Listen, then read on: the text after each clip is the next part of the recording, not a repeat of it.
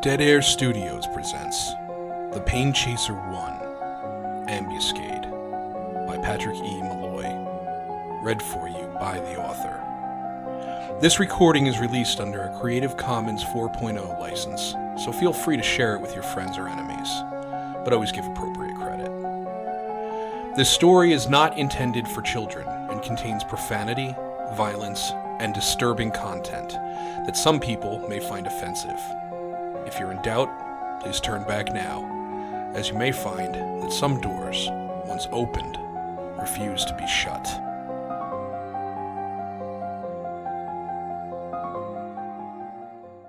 Three.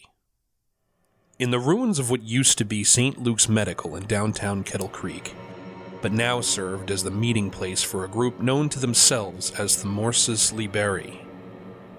Men and women gathered like a pack of dogs to a carcass. The group sat quietly in a loose semicircle, as if seated at an imaginary table. They were dressed in full ceremonial garb. At its head was a middle-aged man with a wide snake-like mouth. His receding shoulder-length white hair was pulled back into a ponytail that disappeared behind the hood of a ceremonial cloak. To his left was a beautiful young woman with hair bleached so blonde it looked like a curtain of silver. Piercings ran the length of each ear, and a thin silver chain swung from the tip of the left to a hoop in her left nostril. Her arms, which were bare as she was the only one there in a dress rather than the ceremonial clothing, were each sleeved in tattoos depicting depraved sexual acts and violence. Between the forefingers of each hand she balanced a wicked-looking surgical steel knife with a 5-inch blade. The group sat abnormally still and quiet, each looking at the tall man seated at their head. Footsteps came to them from down a nearby stairwell, and the old man raised one long and bony hand into the air. "They come," he said. His voice was sharp and deeply accented, his native French bleeding over into otherwise perfect English. Two cloaked men entered the room, each flanking and very nearly carrying a third. They let their prisoner slump to his knees as they reached the center of the room and bowed. The prisoner looked up at the congregation with terror in his eyes. Blood streaked his face from a nasty wound at his temple, and when he spoke, many broken or missing teeth shone through his split lips. "Please, I didn't do anything. I didn't. Please just let me go." Oui, of course you did nothing, Monsieur Jonas. We caught up with you before you could, no? The Frenchman said, getting to his feet and pacing in front of the man. He turned to one of the cloaked men that had accompanied the prisoner. The papers you found with him, s'il vous plaît?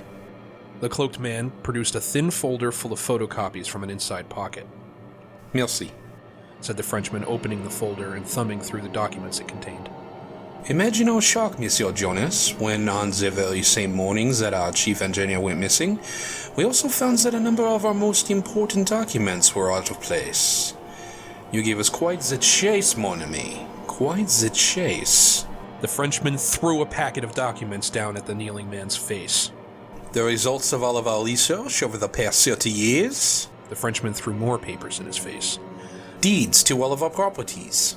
He threw the remainder of the folder, the papers fluttering up and around the condemned man's shoulders. The Frenchman's voice took on an edge of malice. Our most precious religious texts.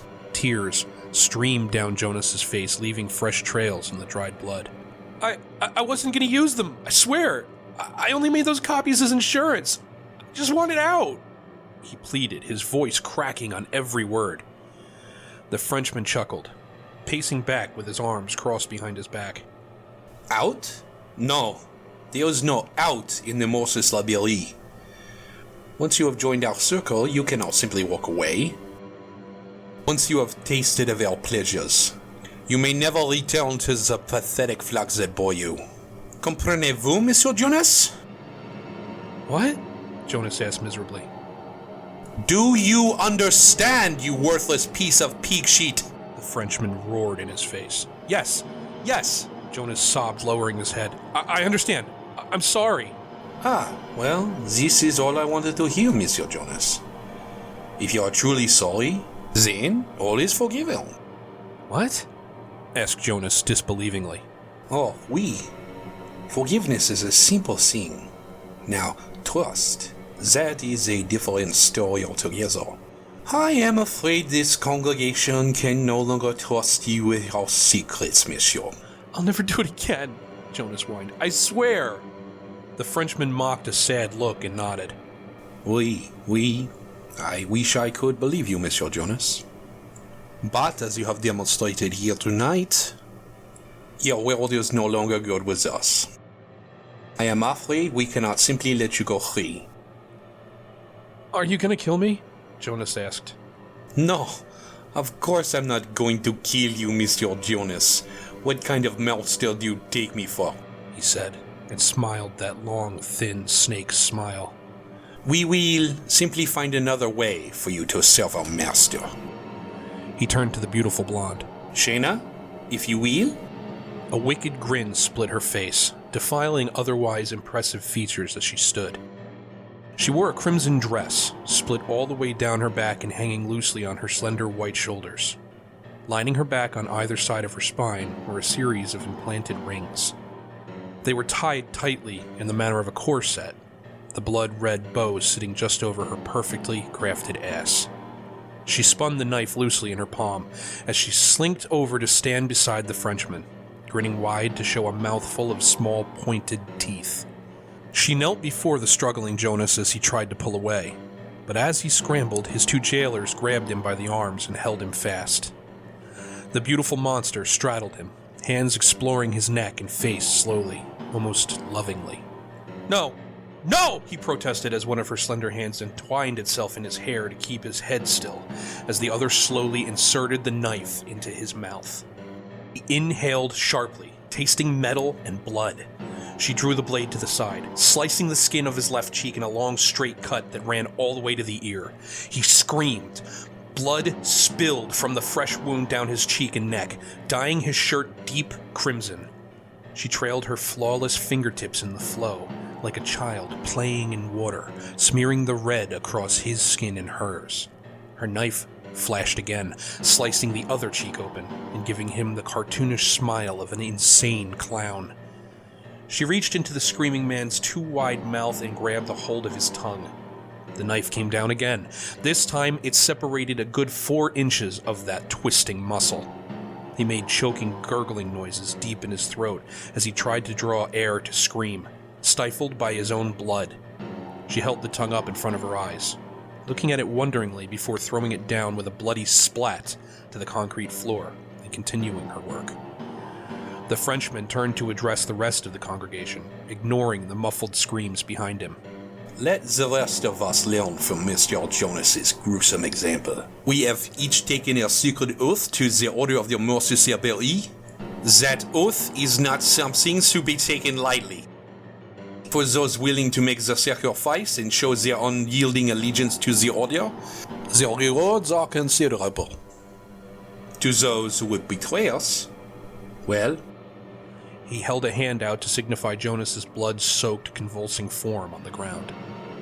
The Frenchman turned to Shayna, who was now in the process of teasing the eyes from Jonas's sockets with the tip of her knife blade. Mademoiselle, take our friend downstairs and put him in chains. His suffering will serve as nourishment as we prepare for our Lord's arrival. Shayna nodded and turned to the man's 2 hooded captors. He lay slumped on the concrete floor, awash in his own gore, tongueless, blind, and unconscious from the intensity of his torture. At her signal, they lifted him up by the shoulders and dragged him from the room. It is our responsibility, the Frenchman said, addressing the congregation again, each and every one, to make sure that a subterfuge such as this does not happen again. We have labored too long and give in too much to let fear destroy everything we have worked for. The assembled nodded their agreement, and the Frenchman smiled his wicked snake's grin, taking his seat at the head of the congregation again. Oui. On to new business then. Night fell over Pennsylvania like a blanket as life wound down to sleep.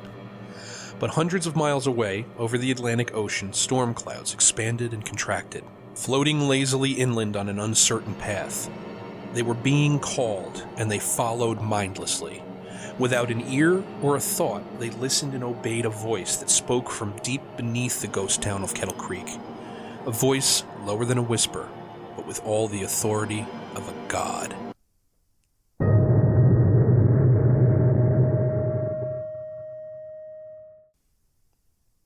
Anton felt guilty, as he always did when he was talking to Rachel. He felt guilty because he was lying to her daily. He told her that she was the only girl he thought about. He told her that they had a lot of interests in common. He told her his father had died of cancer, just like hers. He even told her that he was a virgin. All of these things were true.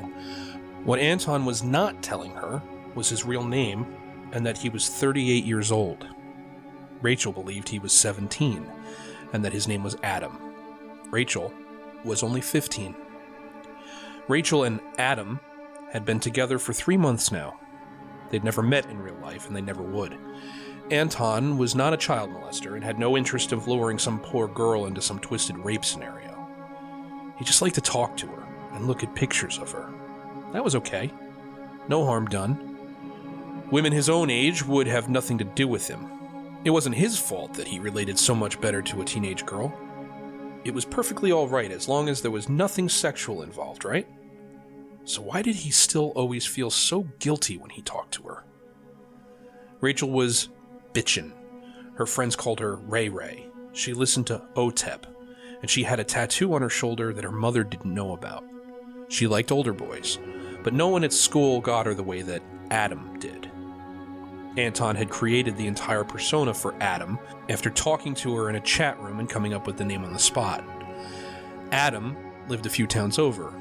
He had his license, but he didn't have his own car yet. Sorry, babe. He looked older, and so he could easily get alcohol, and when he needed to blow off some steam, he and his friends tagged overpasses and billboards.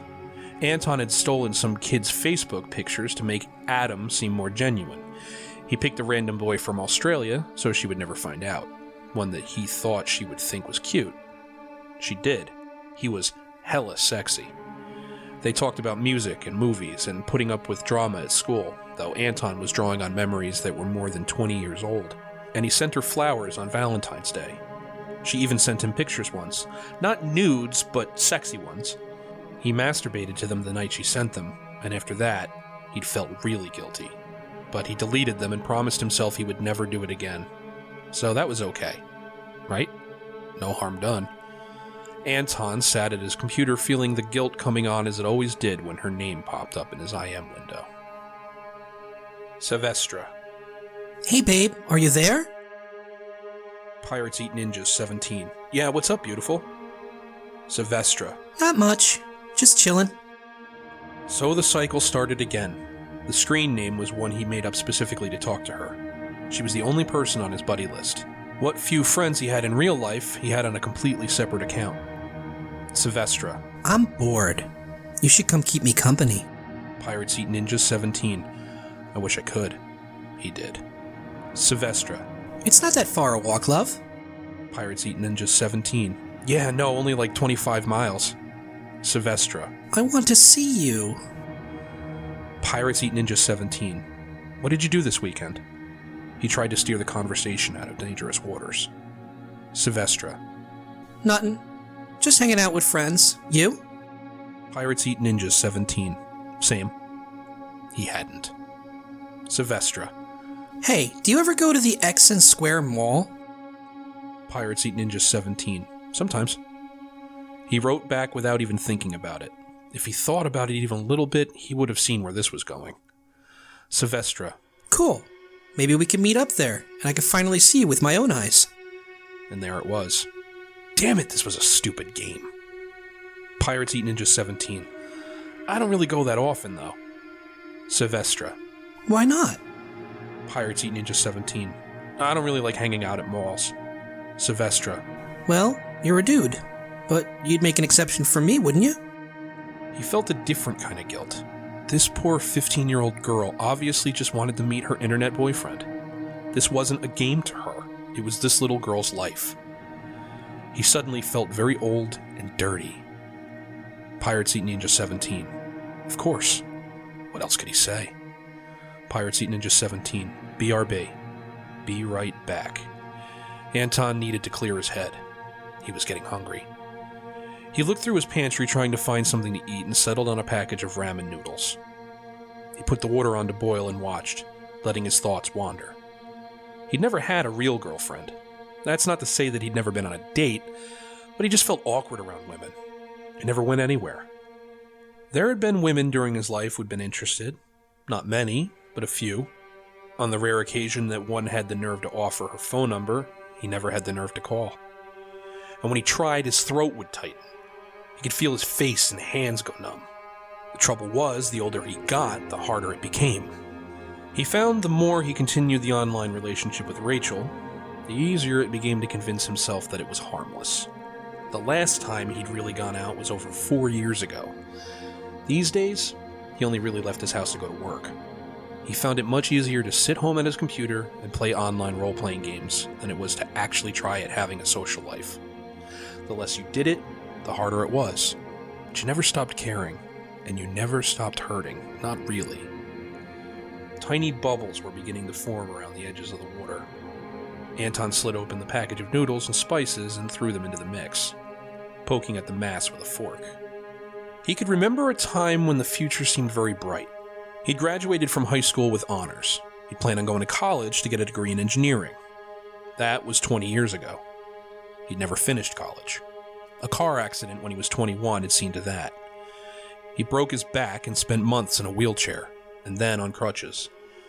The time out of school had cost him. He never did make it back, and his loans came due.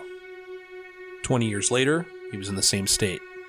He had no girlfriend and no real friends. He literally couldn't afford to try again. He no longer had the drive to make something of himself. Depression and anxiety seemed to make a home inside him, and vice versa.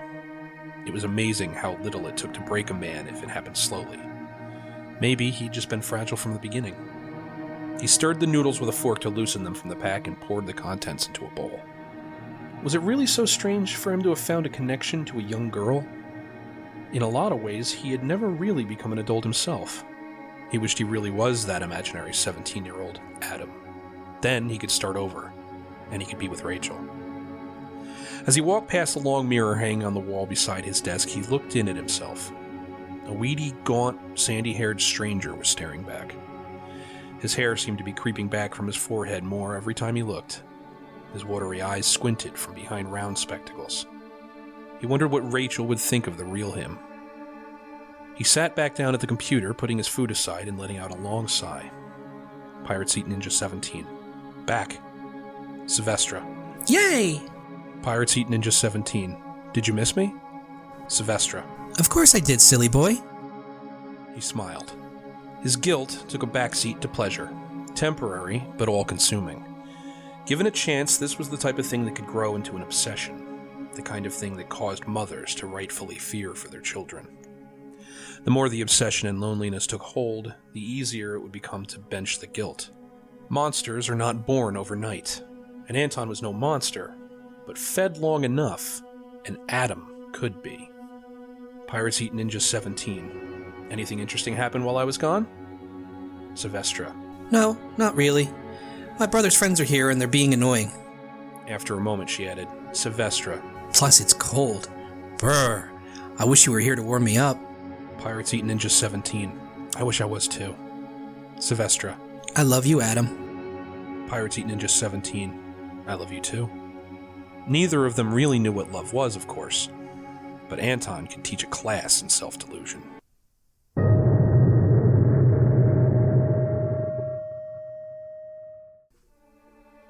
Another name popped up on his instant messenger, this time on his other buddy list. Vehicle of Destruction. It was Rob, a kid he worked with.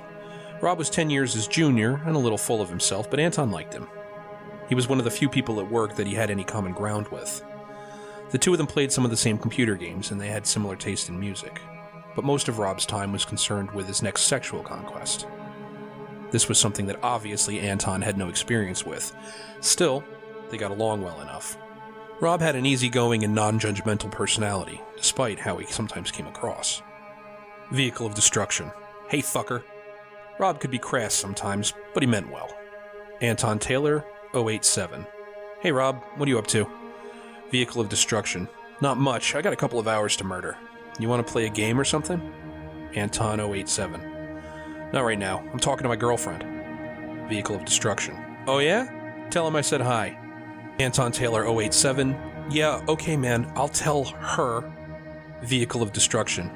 Yeah, you know you're into the man meat. You have dreams about me every night. Anton Taylor 087. You're right, I do. They're called nightmares. I wake up in a cold sweat. Vehicle of Destruction. You're funny, man. Funny like cancer. Anton had told Rob his father died of cancer. He probably forgot. No big deal.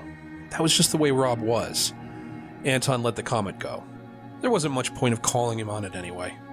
Vehicle of Destruction. Hey, guess who I ran into at the bar last night? Anton Taylor 087. Who? Vehicle of Destruction. Steve. Anton Taylor 087. Oh yeah? Vehicle of Destruction. The guy was fucking messed up. Anton 087. When isn't he messed up? Vehicle of Destruction. Good point. Vehicle of Destruction. Hey, speaking of work, who's going to that Kettle Creek thing next week? You know, the new high school? Anton Taylor 087. Yeah, I know what you're talking about. I'm not exactly sure. I spoke to Mr. Shaker about it a couple days ago, and I'm guessing you and me are probably in, and that girl Annie, since she's been involved in the project since the beginning. Vehicle of Destruction. Actually, as far as Annie goes, I heard she's on Shaker's shit list. Anton Taylor 087. For what? Vehicle of Destruction. No clue. Anton Taylor 087. You think Shaker will bring Steve? Vehicle of Destruction.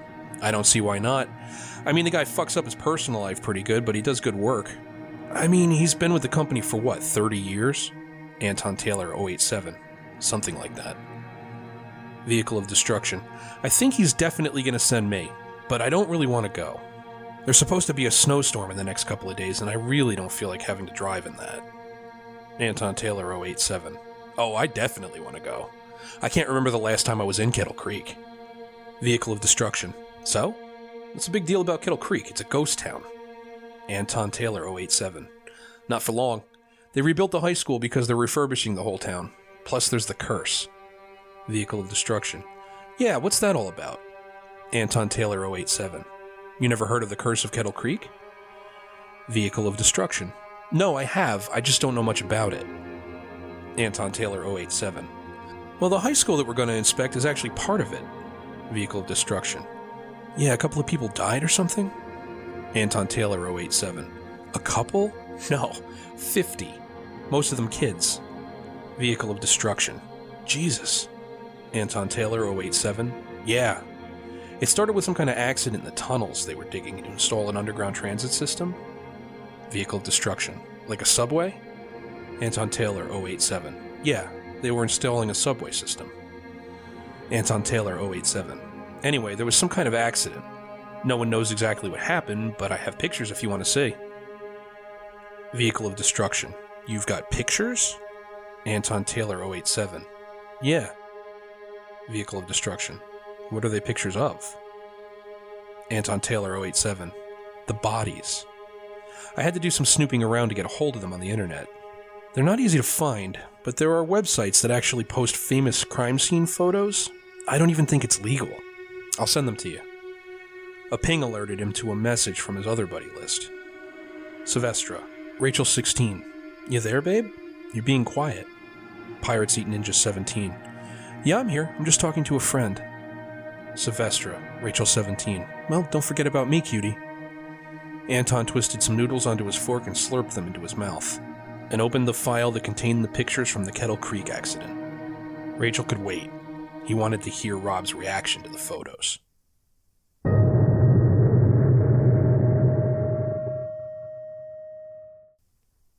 A dialog box to verify a file transfer popped up on Rob's screen. He clicked yes, and 2 files downloaded to his computer.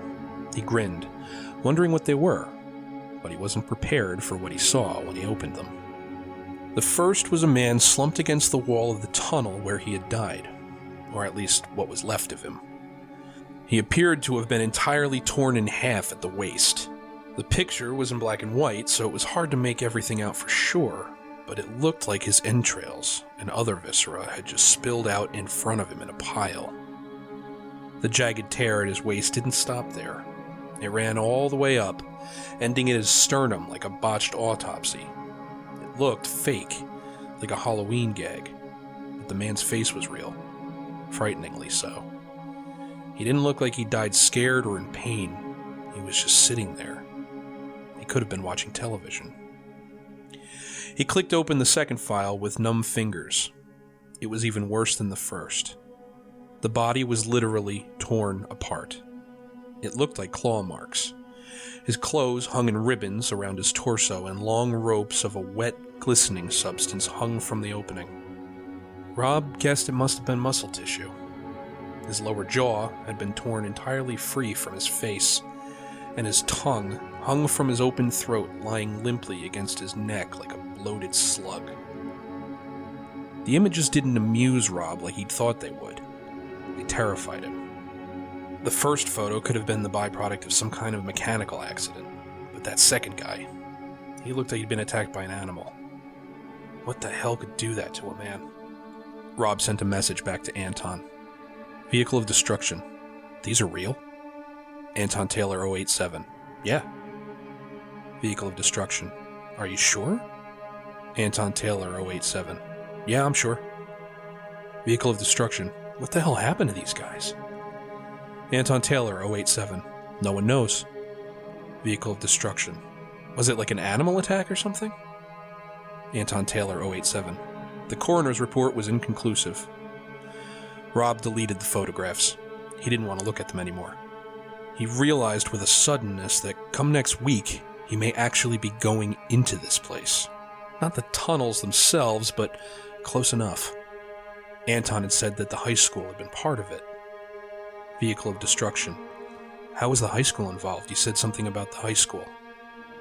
Anton Taylor 087. Well, not involved, really. I'll tell you what I know. Anton Taylor 087. In 1967, the town decided that they wanted to build a subway system. It was a pretty big deal. Kettle Creek was growing, and introducing mass transit would definitely help the local economy. Well, something happened in the tunnels, as you can see in the pictures. No one knows for sure who or what did it. There were survivors, but none of them could explain it. There was a police investigation, and the FBI got involved, but no one ever came to a solid conclusion. Then over the next couple of weeks, other weird things started happening. Anton Taylor 087. There were multiple police reports that described disappearances and violent crimes. Vehicle of destruction. What kind of crimes? Anton Taylor 087. I don't really know. The stuff I was reading is kind of vague on that point. Vehicle of destruction. Well, what about the high school? Anton Taylor 087. I was just getting to that. As you know, there was a fire in the high school. What you probably didn't know is that it was burned down on purpose. They found an accelerant in the library, evidence of arson. Plus, neighbors reported what they think might have been gunshots. Vehicle of destruction. Why would someone burn down a high school? Anton Taylor 087. As with everything else, nobody knows. Vehicle of destruction. That's kinda creepy. Anton Taylor 087. Yeah. Well, after that, the weird shit stopped. But Kettle Creek never really recovered from the blow. The local papers called it the Curse of Kettle Creek. Not really an appropriate name, but it stuck. People started moving away because of the curse or because they've lost loved ones in the fire. And the local economy collapsed. Before you knew it, Kettle Creek was a ghost town. Anton Taylor 087. Or at least until recently. A group of rich investors who obviously think enough time has passed started pumping money back into the town. Resurrecting it, so to speak. Anton Taylor 087. And that's why we're going to do the final safety inspections on the old high school, so they can reopen it to the public. Vehicle of destruction. Why would anyone even want to live in that town? Anton Taylor 087. Well, I mean, come on, that was 30 years ago. There's no real curse, it's just a string of weird coincidences. Anton Taylor 087. You're not scared, are you, Rob? Vehicle of destruction. No, of course not. No, he wasn't scared. He was terrified. He'd been through Kettle Creek once or twice before in his lifetime, and the place always gave him the creeps. He just thought it was because it was so empty, but that story... that wasn't just some campfire story. It all really happened. The two men in the photos were really dead. It gave the rumors that hung over the town teeth. Rob couldn't explain it, but the idea of going into that place made him sick. Anton Taylor 087. Good. I, for one, can't wait to see it. I mean, I know it's going to look like a new high school, but the place has so much history. Vehicle of destruction. Yeah, it's going to be cool. He pretended to agree, but in his head, all he could imagine were those pictures of the twisted bodies. He tried to imagine what could do that to a human being. His mind just created a faceless horror. He felt his heart rate rising. Anton Taylor, 087. I can't wait to get into the basement of that place. Vehicle of destruction. Why? Anton Taylor, 087. Well, the school was completely rebuilt on the foundation of the old one, so the basement's from the original structure. Rob thought he could definitely pass on going into the basement. Anton Taylor, 087. I'll bet you if one of those ghost hunter shows got into that basement, their equipment would go crazy. Vehicle of destruction. Yeah, probably. Hey, listen, I'm gonna take off. I'll talk to you later, man. Anton Taylor, 087. Okay, talk to you later. Rob signed off. He'd had enough of this ghost story shit. He found himself pacing and thinking about it just the same. This was stupid. He didn't believe in ghosts. He needed to put it out of his mind. He turned on the TV and flipped through the channels until he found something harmless to watch. Within a couple of minutes, he was already feeling better. There was nothing to fear from an abandoned school. He felt foolish for letting his imagination make demons out of shadows. If you're listening to this on YouTube, please like and subscribe. And if you like what you've heard so far, please consider supporting my Patreon. I try to do this for free, but I do have to support myself somehow. Also, physical copies of my books are available on Amazon.